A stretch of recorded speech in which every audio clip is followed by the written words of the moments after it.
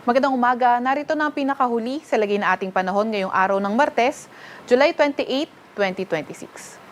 Narito ang ating pinakahuling satellite image kung saan may kita nga natin itong mga ulap sa kanluran, bahagi na ating bansa. Ito yung southwest monsoon o habagat at nakakaapekto na lamang ito sa kanlurang bahagi ng Luzon. At may mga kaulapan din dito sa may silangang bahagi ng Visayas at Mindanao. Iyan naman ay dulot ng easterlies. Para naman sa lagay ng panahon ngayong araw, asahan nga natin yung southwest monsoon o habagat ang magpapaulan sa may Ilocos Region, Zambales at Bataan. Para naman sa lagay ng panahon sa Metro Manila and the rest of Luzon, asahan naman natin yung partly cloudy to cloudy skies condition. May tsansa pa rin tayo ng mga thunderstorms pagdating ng hapon hanggang sa gabi.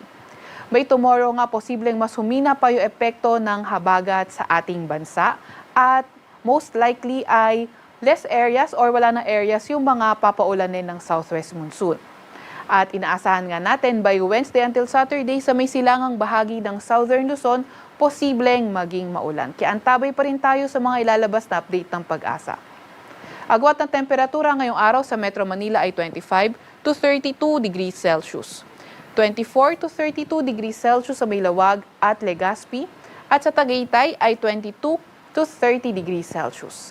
Agwat ng temperatura sa Puerto Princesa ay 25 to 31 degrees Celsius at 26 to 31 degrees Celsius naman sa may Calayan Islands. Para naman sa lagay ng panahon sa Visayas at Mindanao, inaasahan nga natin sa Eastern Visayas sa may Caraga at Davao Region, posible nga maging maulan dulot ng easterlies. Sa dalalabing bahagi ng Visayas at Mindanao, inaasahan naman natin yung fair weather condition.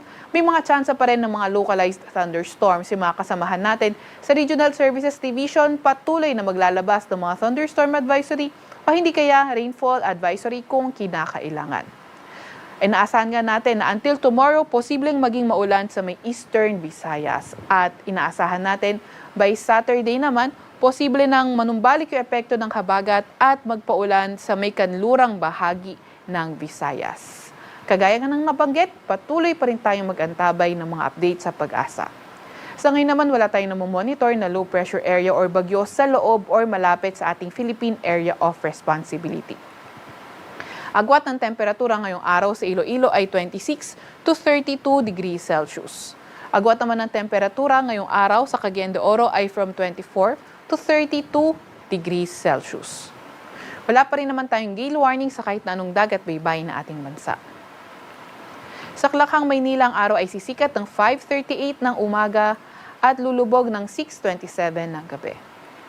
Huwag magpapahuli sa update ng Pag-asa. I-follow at i-like aming X at Facebook account, DOST-Pag-asa. Mag-subscribe sa aming YouTube channel, DOST-Pag-asa Weather Report. At para sa mas detalyadong impormasyon, bisitahin na aming mga website, pag-asa.dost.gov.ph at panahon.gov.ph. At yan nga muna pinakahuli sa lagay na ating panahon. Mula sa Weather Forecasting Center ng Pag-asa, Veronica C. Torres, nag-uulat.